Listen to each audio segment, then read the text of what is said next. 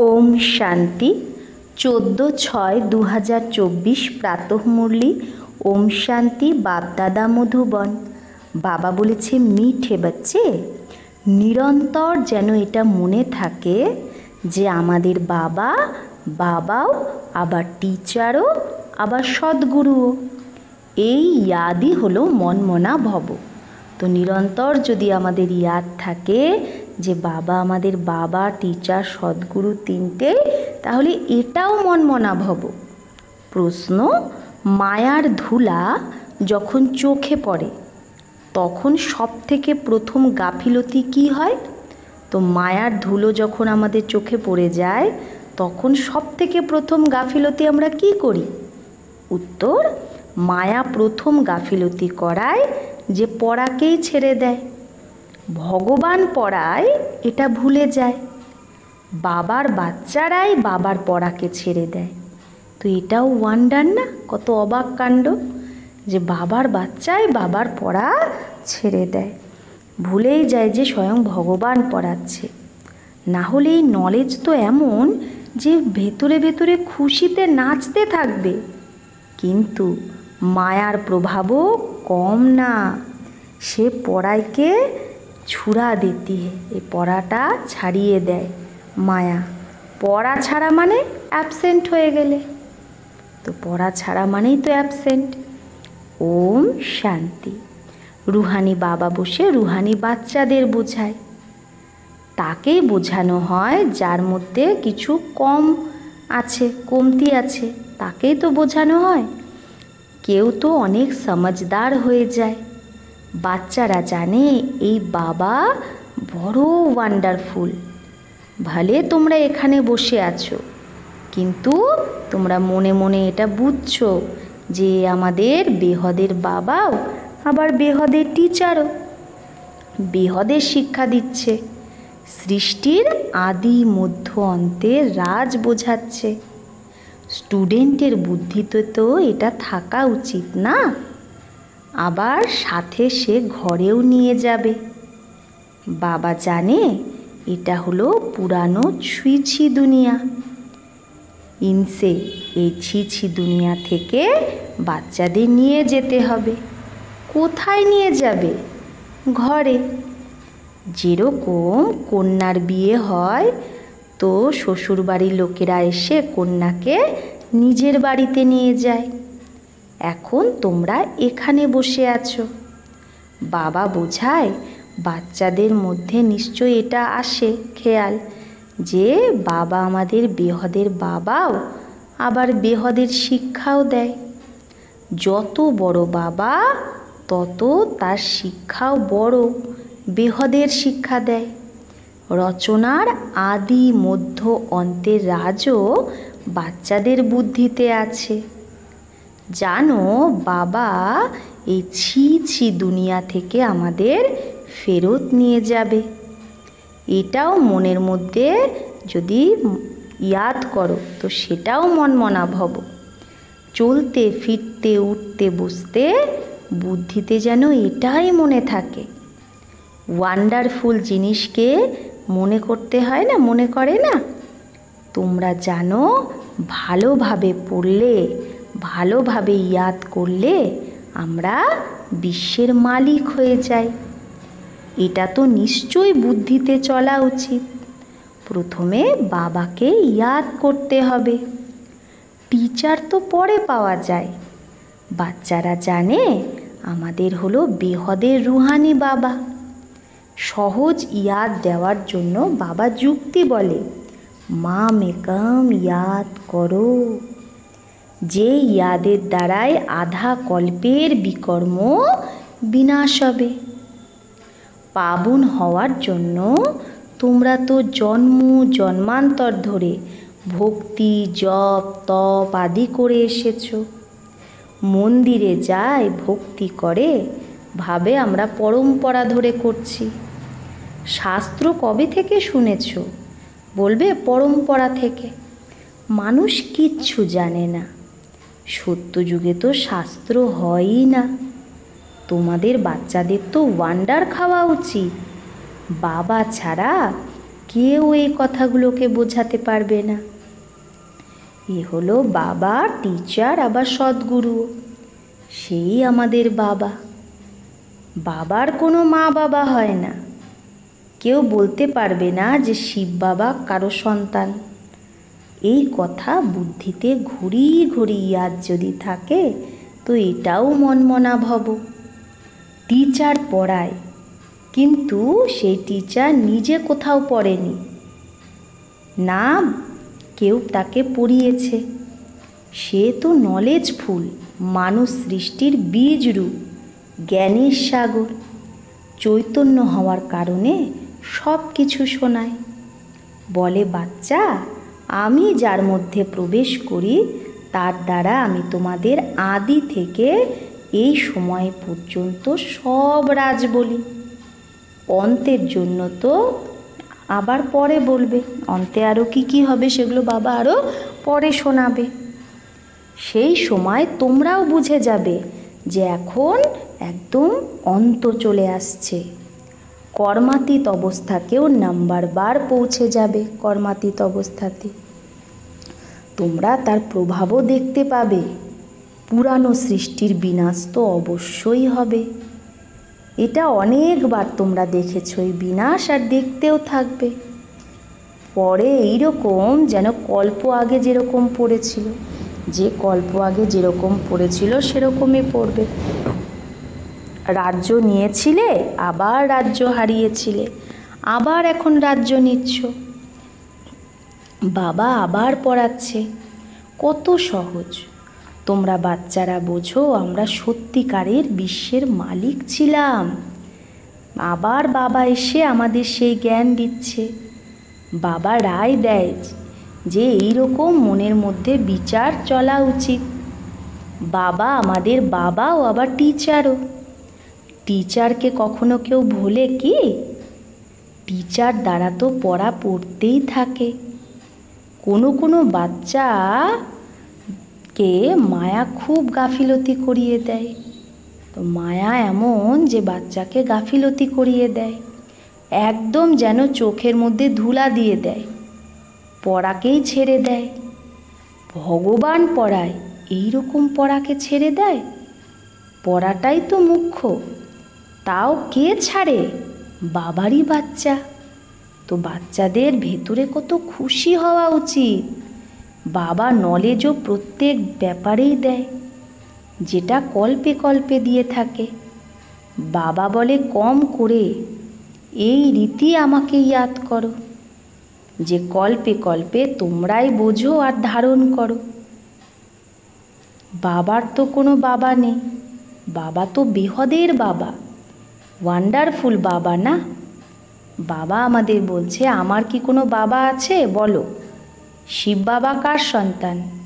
এই পড়াটাও ওয়ান্ডারফুল, যে এই সময় ছাড়া কখনো পড়তে পারে না, তাই না? এই পড়াটা এতটাই ওয়ান্ডারফুল যে সঙ্গম যুগেই পড়া হয়, আর শুধু ব্রাহ্মণরাই পড়ো।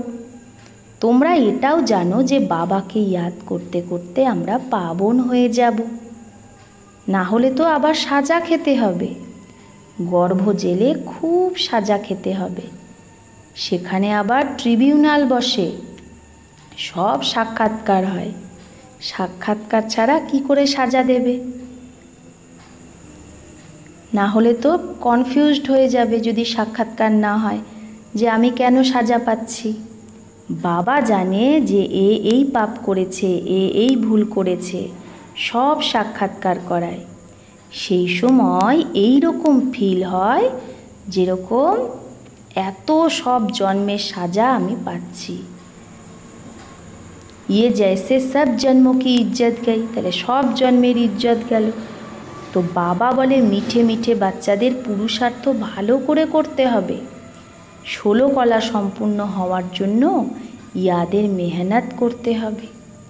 দেখতে হবে আমি কাউকে দুঃখ তো দিই না। সুখদাতা বাবার আমরা বাচ্চা না, খুব গুলগুল হতে হবে। এই পড়াটাই তো তোমাদের সাথে যাবে। পড়ার দ্বারাই মানুষ ব্যারিস্টার আদি হয়। বাবার এই নলেজ ন্যারি আর সত্য। বাবার এই নলেজ কি একদম আলাদা।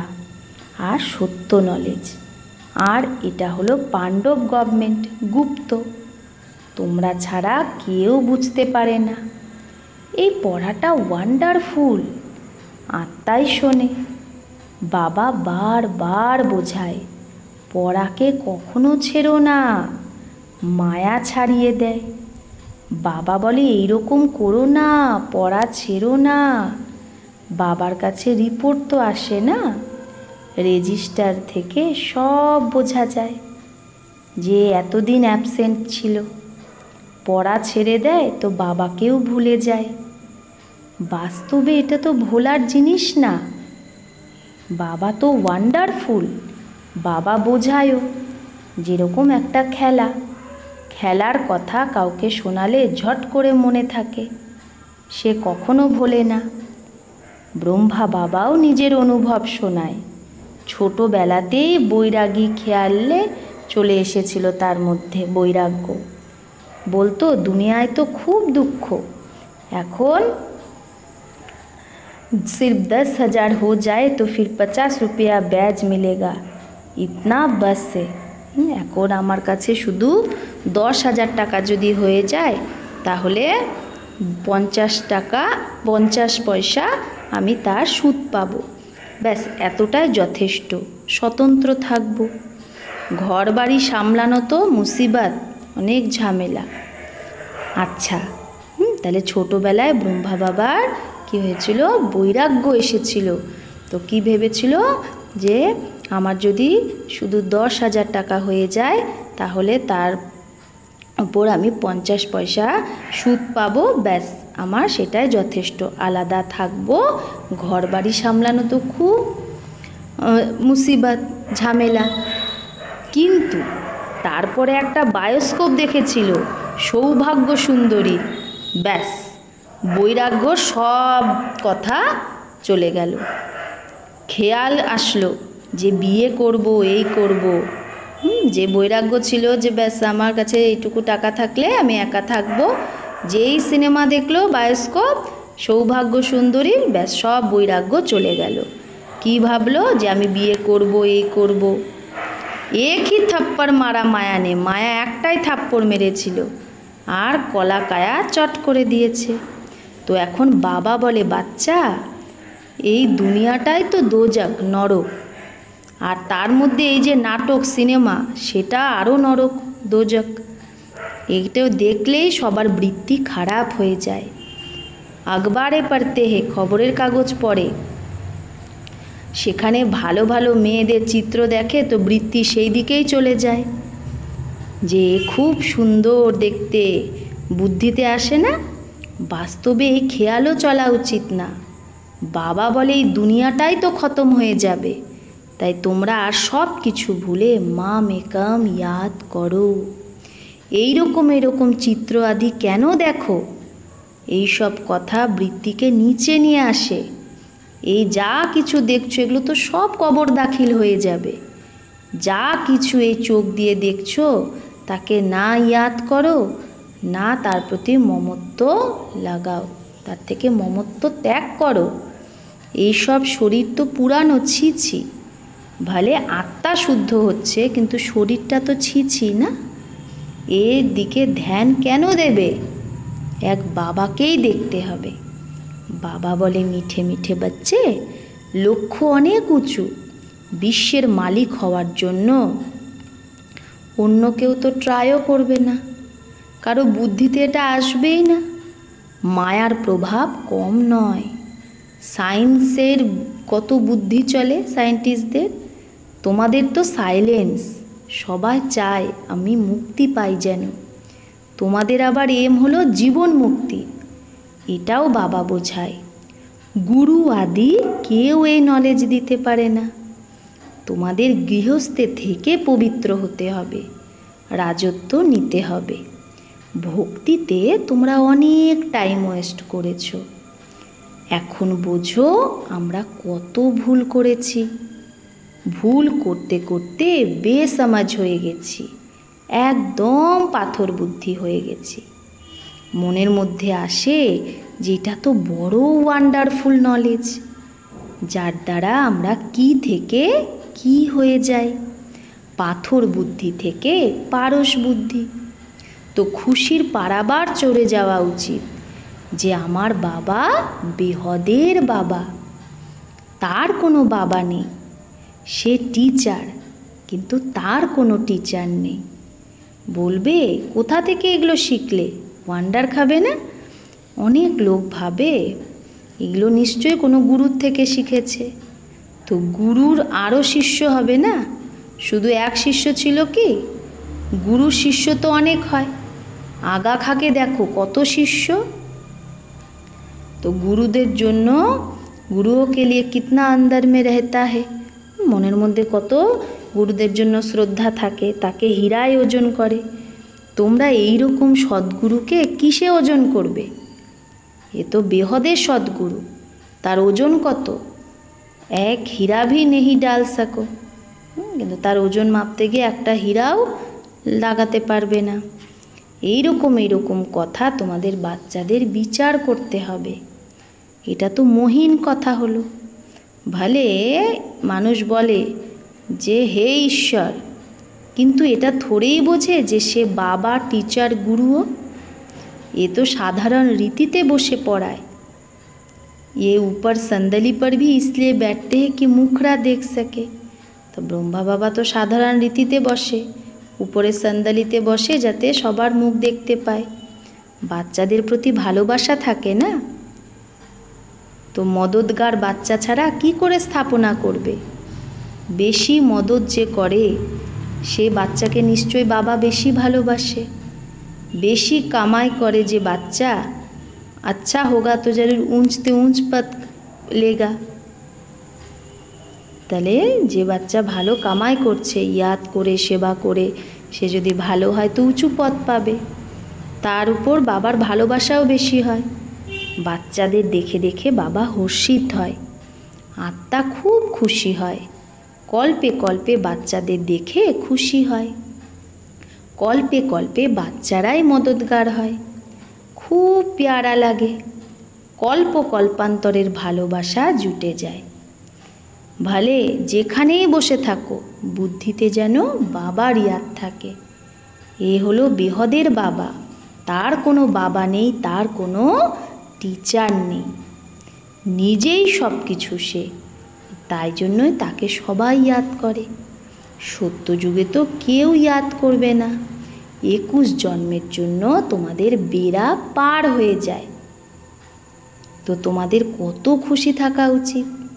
ব্যাস সারা দিন বাবার সার্ভিস করো, এইরকম বাবার পরিচয় দাও। বাবার থেকেই বর্ষা পাও তোমরা। বাবা আমাদের রাজযোগ শেখায় আর সবাইকে সাথেও নিয়ে যায়। সারা চক্র বুদ্ধিতে আছে। এই রকম চক্র তো কেউ বানাতে পারে না। অর্থ তো কেউ জানে না।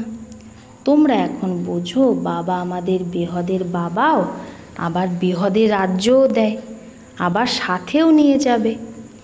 এইরকম তোমরা বোঝাও, তাহলে সর্বব্যাপীর জ্ঞানটাই সবার বুদ্ধি থেকে উড়ে যাবে। আর বলবে না যে ভগবান সর্বব্যাপী। সে বাবা, সে আবার টিচারও, তাহলে সর্বব্যাপী কী করে হতে পারে? বেহদের বাবাই নলেজফুল, সারা সৃষ্টির আদি মধ্য অন্তকে জানে। বাবা বাচ্চাদের বোঝায় পড়াকে ভুলো না, এটা অনেক বড় পড়া। বাবা পরম পিতা, পরম টিচার, পরম গুরুও।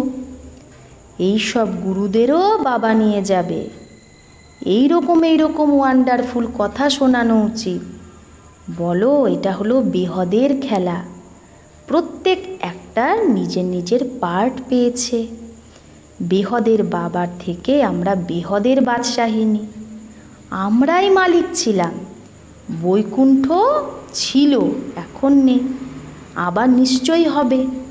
শ্রীকৃষ্ণ নতুন দুনিয়ার মালিক ছিল, এখন পুরানো দুনিয়া, আবার নতুন দুনিয়ার মালিক হবে। চিত্রতেও ক্লিয়ার আছে। তোমরা জানো এখন আমাদের পা নরকের দিকে আর মুখ স্বর্গের দিকে, সেটাই মনে থাকে। এই রকম ইয়াদ করতে করতে অন্তমতি সোগতি হয়ে যাবে। কত ভালো ভালো কথা আছে যেগুলো তোমাদের সারাদিন মনন করতে হবে, सिमरन করতে হবে। अच्छा, मीठे मीठे सिकिलधे बच्चों प्रति माता पिता बाप दादा का याद प्यार और गुड मॉर्निंग। रूहानी बाप की रूहानी बच्चों को नमस्ते।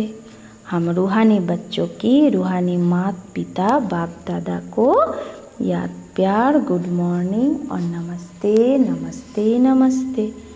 शुक्रिया बाबा, आपको लाख लाख शुक्रिया। धारणार जोन्नो मुख्य सार एक, এই চোখ দিয়ে যা কিছু দেখছো তার থেকে মমত্ব মিটিয়ে দাও, এক বাবাকেই দেখো। বৃত্তিকে শুদ্ধ বানানোর জন্য এই ছি ছি শরীরের দিকে একটুও যেন ধ্যান না যায়। 2, বাবা যে ন্যারি আর সত্য নলেজ শোনায় সে ভালোভাবে সেই নলেজটা পড়তে হবে আর পড়াতে হবে।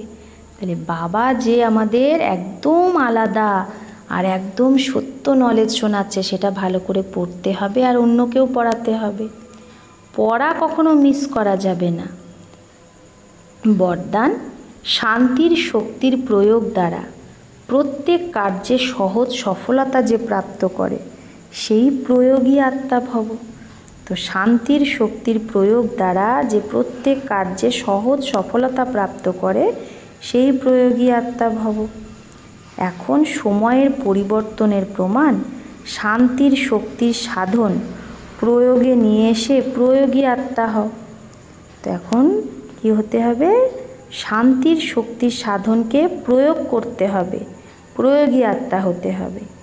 যেরকম বাণী দ্বারা আত্মাদের মধ্যে স্নেহের সহযোগের ভাবনা উৎপন্ন করো, সেরকম শুভ ভাবনা স্নেহের ভাবনা স্থিতিতে স্থিত হয়ে তাদের মধ্যেও শ্রেষ্ঠ ভাবনা উৎপন্ন করো।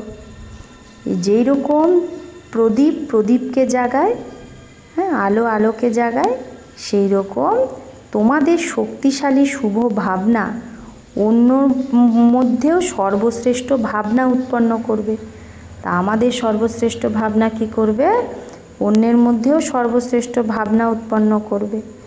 এই শক্তির দ্বারা স্থূল কার্যেও খুব সহজ সফলতা প্রাপ্ত করতে পারবে। তো এই শক্তির দ্বারা আমরা স্থূল কার্যেও সহজেই সফলতা প্রাপ্ত করতে পারবো। শুধু প্রয়োগ করে দেখো। তাহলে কীভাবে প্রয়োগ করতে হবে? শুভ ভাবনা, শক্তিশালী ভাবনা আর স্নেহের ভাবনার দ্বারা অন্যের মধ্যেও আমরা শ্রেষ্ঠ ভাবনা উৎপন্ন করতে পারি আর স্থূল কার্যেও খুব সহজেই সফলতা পেতে পারি। শুধু প্রয়োগ করে দেখতে হবে। স্লোগান, সবার পেয়ারা যদি হতে চাও তো খিলে হয়ে রুহানি গুলাব হও। খিলে হয়ে মানে ফুটে যাওয়া প্রস্ফুটিত ফুল হও, রুহানি গোলাপ। মুরঝাও নেহি, নিস্তেজ হয়ে যেও না, ঝরে যেও না। তাহলে সবার পেয়ারা হতে গেলে একদম প্রস্ফুটিত রুহানি গুলাব হও। মুরঝাও নেহি, নিস্তেজ হয়ে ঝরে পড়ো না। আচ্ছা, ওম শান্তি।